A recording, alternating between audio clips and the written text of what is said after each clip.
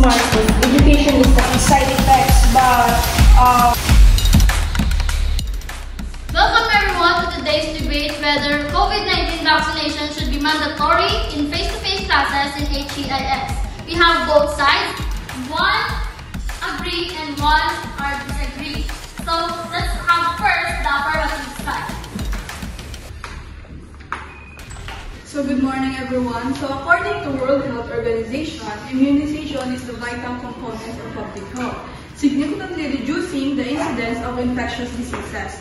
So some experts agree that vaccines lower the chances of severe illnesses. If students are left unvaccinated, schools could be the hotspots of outbreaks and may lead to another disruption or shutdown of face-to-face classes. So we need vaccine to prevent disruptions in education. So universities have the responsibilities to protect students and staff, just like requiring medical certificates for certain diseases. Requiring COVID-19 vaccinations ensures that everyone is safe. So education should not come at the cost of endangering lives. With addition to what Ms. Mallorca said, vaccination is not just about individual choice, it's all about community responsibility.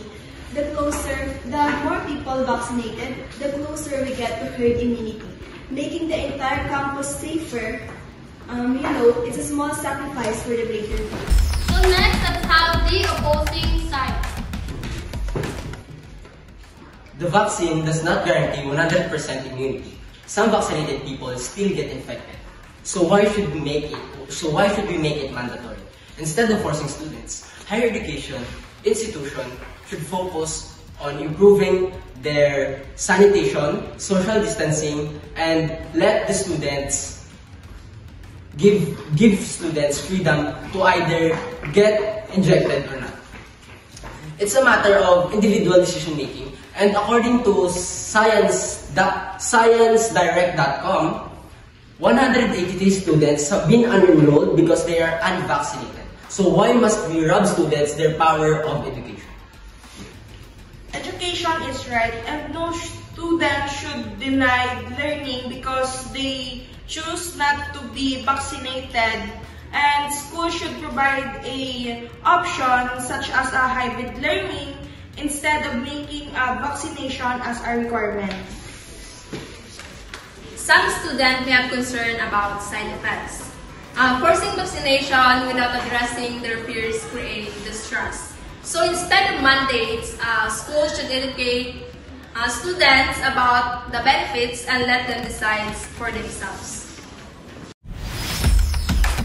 Thank you to both sides for sharing their points. Now, let's proceed to the rebuttals.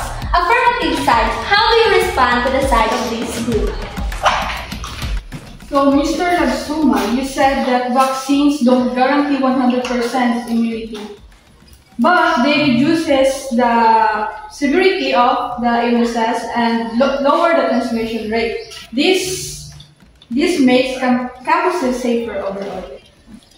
Instead of focusing on vaccination, schools should focus more on proper ventilation, testing, and hygiene measures to ensure the safety of both vaccinated and unvaccinated students inside the school premises.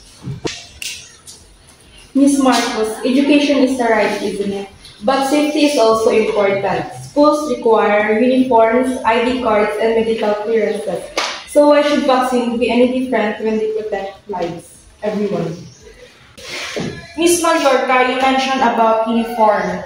Requiring a uniform is different from requiring a vaccine.